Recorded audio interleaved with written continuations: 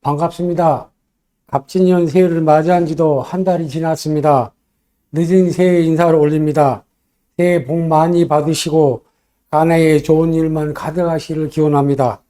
리강영 TV가 오는 4월에 실시하는 제22대 국회의원 선거를 앞두고 예비 후보로 등록한 후보자를 초청해 정견을 듣는 리강영 TV 정치대담 프로그램을 편성하였습니다. 오늘은 그 첫 시간으로 더불어민주당 여수 갑지역으로 출마하기 위해 예비 후보를 등록한 이용주 후보자를 모시고 정견을 듣는 시간을 마련했습니다. 반갑습니다. 예, 안녕하십니까. 네, 이용주 후보입니다. 시청자 여러분에게 인사 한 말씀 해주시죠. 예, 안녕하십니까. 더불어민주당 예비후보 이용주입니다. 예, 오늘 저희들이 이제 그 TV 방송이 오늘 첫 방송입니다. 첫 방송이 되어 영광스럽게 우리 이용주 후보자님을 모시고 이런 방송을 하게 돼서 무진장이 감회가 새롭습니다. 첫 질문으로 한번 여쭙겠습니다. 이번에 그 총선에 임하면서 출사표를 던지셨는데 이에 대한 각오를 해주신다면 한 말씀 해주시죠. 예, 먼저 각오에 앞서 이강영 TV 정치 대담 프로의 첫 번째 손님으로 초청해 주셔서 저도 굉장히 영광스럽게 생각합니다. 이런 프로그램들이 자주 있어서 여수에 있는 정치 공론의 장으로 활용됐으면 하는 마음이 큽니다. 먼저 이번 선거에 임하는 제 말씀은 아마 제가 여러 차례 말씀은 드렸는데요.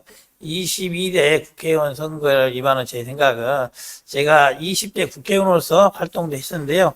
그동안 4년 동안 이제 활동을 안 하면서 새로운 준비, 여수를 위한 새로운 비전 이런 것들을 갖고 준비를 많이 했습니다. 뿐만 아니라 제가 활동했던 20대 그 21대에는 제가 현재 소속되어 있는 더불어민주당이 여당의 입장이었는데 지금은 정권이 넘어가서 야당 입장이 돼 있어서 예전에 여당일 때의 입장과 야당 입장이 다른데 그럴 때 제가 어떤 역할을 할 수 있는지 이런 것들을 곰곰이 생각해보고 제가 기여할 수 있는 부분이 있겠다라는 생각이 들어서 이번 총선에 출마를 하게 된 것입니다. 네네네. 그리고 지금 여수의 그 현안 문제점들이 굉장히 많습니다. 그리고 더구나 뭐가 냐면 물론 시에서 내놓는 정책이지만은 그 정책 중에서도 우선순위가 있는 걸로 압니다. 후보자님께서 그 생각하고 있는 여수 정책적인 순위를 매기신다면 어떤 부분부터 매길 것인지 한 말씀 해 주십시오. 예, 물론 국회의원이 이제 전국 국정의 순위에 따라서 이제 정책을 위반하지만 또 지역 정치라는 면에 있어서 여수시 특히 간만이 아니라 여수시 전체를 아우르는 여러 가지 문제점이 있지 않습니까? 특히 현안이라든지 많은 사람들이 여수가 전남 제1의 도시, 경제력으로도 전남 제1이었고 인구로도 전남 제1순위였는데 이제는 경제력은 여전히 제1이나 인구수에서는 2등이 됐다. 인근 도시 순천에 밀려서 2등이 됐다는 것에 대해서 마음에 충격을 받았다 할까요? 이런 것이 많이 있습니다. 그 원인을 되짚어 보면은 순천이 여수보다 인구가 많다는 거 아니겠습니까? 이유는 정주 여건이라든지 인근의 여러 산단들이 있어 출퇴근 문제라든지 교육 문제라든지 이런 것들이 어쨌든 순천이 여수보다 경쟁력이 앞서 있기 때문에 그런 결과가 나타났다고 봅니다. 이게 단지 비단 최근 몇 년간의 문제 때문에 그랬다고 보진 않아요. 한 10년, 20년 이 누적되어 왔던 것이, 즉, 순천은 인구가 계속 늘어나는 추세에 있었고, 여수는 줄어드는 추세에 있었는데, 순간 골든크로스가 발생한 거 아니겠습니까? 그래서 이거는 단순한 몇 년에 관한 문제는 아니라, 어쨌든 정지요건이라든지 인구의 사람들이 근무할 직장이라든지 이런 것들이 순천이 이전보다 여건이 나아진 거는 분명하지 않습니까? 그렇기 때문에 여수도 그런 부분에 있어서 더 나아지기 위해서는 정지요건 개선이라든지 아니면 인근에 새로운 직장을 갈 수 있는 산단을 조성한다든지 이런 부분들을 신경을 써야 되는데 제가 보기로도 그런 면에 있어서 저도 국회의원을 했지만은 많이 미흡한 점이 있었다. 지금이라도 여수가 전남 제1의 도시, 경제력뿐만 아니라 인구뿐만 아니라 정주 여건으로 전남 제1이 되고 산다면은 그런 부분부터 바로 잡아야 된다고 생각합니다. 네네. 그리고 또 질문 드릴 것이 있는데 그게 뭐냐면 대학병원 유치 논란이 무척 심합니다. 최근에 뉴스를 접하는 거 보면은 전라남도에서 동북권과 서북권의 부분을 안배하는 차원에서 목포대학과 순천대학이 공동으로 이 부분을 유치하려고 하는 걸로 합니다. 더구나 보니까 우리 여수 시민들은 예를 들어서 순천대학교가 의대가 전남 의대가 설치가 되면 대학병원은 봉연히 여수에 돼야 된다라고 그렇게 주장을 했는데 요즘 흐름을 보면 그렇지는 않거든요. 이에 대한 견해가 있다면 한 말씀 하시죠. 먼저 이게 대학병원에, 최근에 있는 것도 대학병원의 문제가 아니라, 정부에서 의과대학 정원을 늘린다는 차원에서, 뭐 정책을 변경을 했지 않습니까? 이 와중에 전라남도에는 다른 시도와는 달리 전라남도에 의과대학이 없는, 형식적으로는 광주에 의과대학이 있으나 광주광역시에 있는 것으로 보고 전라남도에는 의과대학이 없다는 걸 전제로 해서 다른 시도와의 형평성 차원에서 게다가 마침 이번에 정부에서 의과 정원을 늘린다고 하니 차제에 전라남도에는 의과대학을 신설하자 이런 요구가 있었던 것입니다. 그래서 전남의 의과대학의 신설에 대한 부분은 전라남도의 도민들 전체 의견뿐만 아니라 교육부에서도 그 부분에 대해서는 긍정적인 의견을 낸 걸로 알고 있어요. 즉 전라남도 차원에서 의과대학을 설립한다는 것에 대해서는 동의를 하고 있는 것입니다. 단지 어느 지역에다가 의과대학을 설립을 할 것이냐, 의과대학을 신설을 할 것이냐, 아니면 기존에 있는 국립대에 새로운 의과대학을 설립을 할 것이냐, 아니면은 별도의 의과대학만을 별도라는 만들 것이냐, 이것이 이제 논란이 되고 있는데요. 지금 아까 말씀하신 것처럼 전라남도에 후보군이 2개가 있습니다. 그리고 동부, 서부로 나눠서 동부 쪽에는 어쨌든 지역 거점 대학으로 선정되어 있던 순천대의 의과대학을 신설하자. 그리고 서부 쪽에는 목포대를 중심으로 해서 거기에 의과대학을 신설하자. 이 두 논의가 있는 겁니다. 그리고 전라남도 차원에서 의과대학을 신설하는 것에 대해서는 모든 도민이 동의를 하고 있으나 속된 말로 동부권에 들으냐 서부권에 들으냐는 갖고는 동부와 서부가 첨예하게 의견이 대립되고 있는 상황입니다.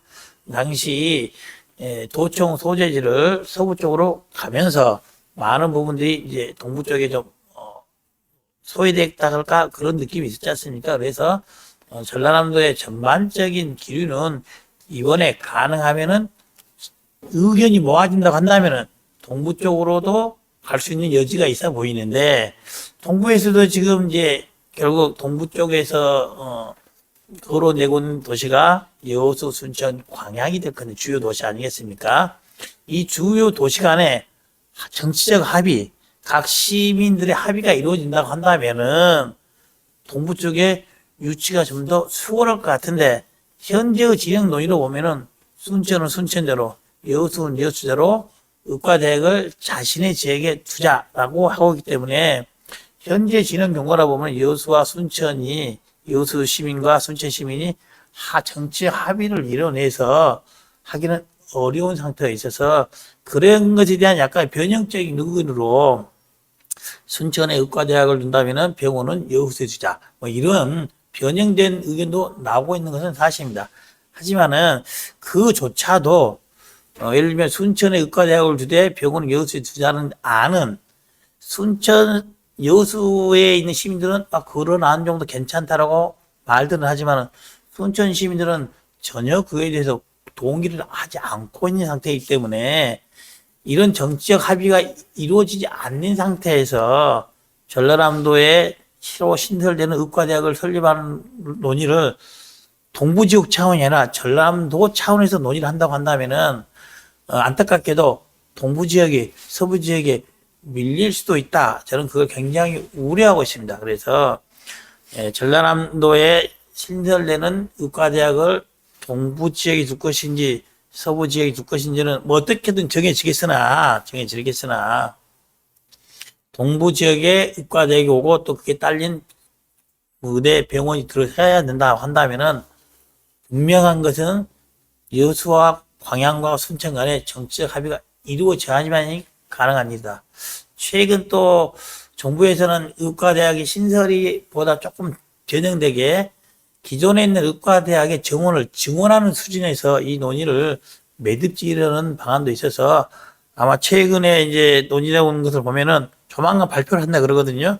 그 논의를 보고 여수나 전라남도도 입장을 정할 필요가 있다 이렇게 생각합니다. 저는 그 부분에 대해서 뭐 이런 제안도 한번 하고 싶어요. 사실상 지금 전남대 여수 캠퍼스 둔덕 캠퍼스가 있지 않습니까? 그 부분에 대해서는 원래 예전에 여수 대학교가 전남 캠퍼스로 전남 여수 캠퍼스로 합병이 되어 있는 통합되어 있는 그런 상태인데 그 당시 통합되지 않고 여수대가 그대로 여수라는 이름을 붙인 별도의 국립대학인 여수대가 남아 있었다고 한다면은 여수대에 의과대학을 신설해서 여수에 병원을 두는 방안도 가능한 게 아닌가.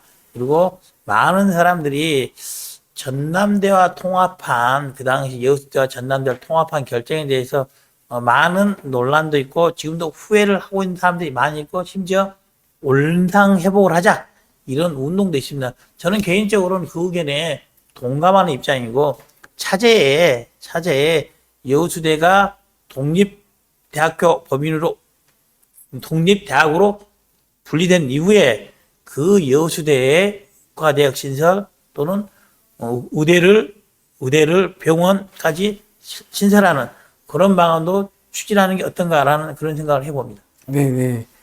그리고 또 한 가지 더 궁금한 거 있습니다. 지금 여수가 3년 통합을 이룬 지가 20여 년이 세월이 흘렀습니다. 그러다 보니까 3년 통합 당시에 약속했던 사항을 지금 이행하라고 하는 요구를 많이 합니다. 그의 첫 순서로 보면은 통합청사 문제가 거론이 됐거든요. 이 문제가 정말 한두에 있었던 사항이 아닙니다. 계속 이것이 물고 늘어지는데 이 부분에서는 우리 예비 후보께서는 어떤 의견을 갖고 계신지요? 예, 뭐, 삼력 통합 당시에 이루어졌던 여러 가지 8개인가 11개인가 약속들이 있지 않습니까? 그 중에 하나인 것이고요.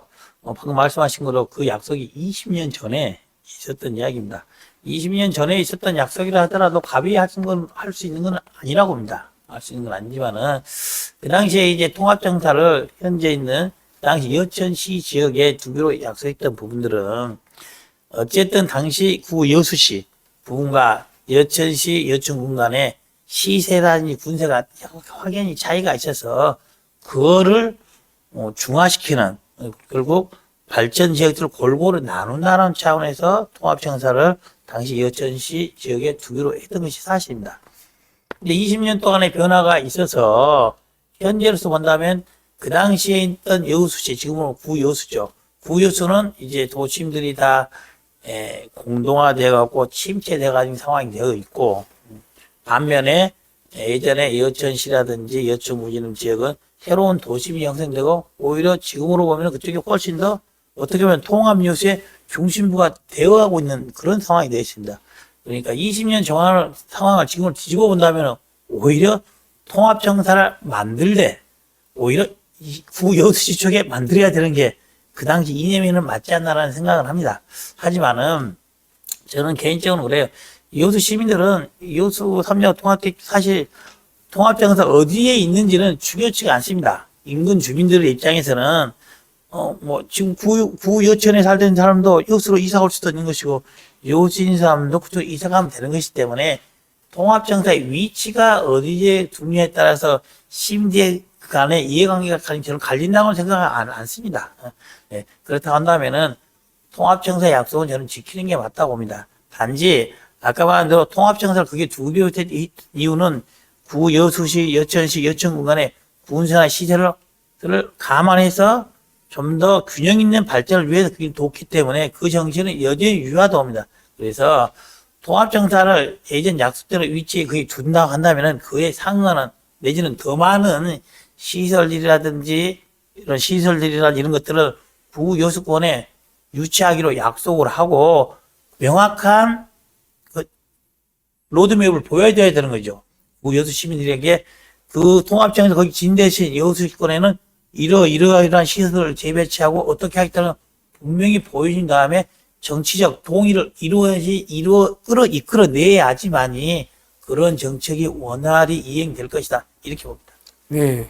이제 끝으로 여쭙고 싶은 것이 뭐냐면, 제가 알기로는 우리 후보자님께서 공약을 발표한 걸로 알고 있습니다. 1호 공약, 2호 공약 있는데, 거기에 대해서 좀 명확하게 좀 소개 좀 해주시고, 우리 지역민들한테 하고 싶은 말 있으면 한 말씀 해주시죠. 예, 제가 뭐 제일 처음으로 공약했던 게 국회의원에 대한 당원의 지역 당원에 대한 소환제를 언급을 드렸습니다. 약속을 드렸는데요. 많은 사람들이 여수의 정치 문화가 굉장히 파행적이고 파괴적이다 이런 말을 많이 합니다. 즉 지역의 국회의원이 시도의원이라든지 뿐만 아니라 여러 가지 정치적 합의에서 결정되는 자리들을 모조리 독식하고 있는 바람에 원만한 정치 합의를 이끌어내지 않고 독주하는 경향이 있다. 그리고 그것을 방지할 수 있는, 제어할 수 있는 장치는 없는 실정 아니겠습니까?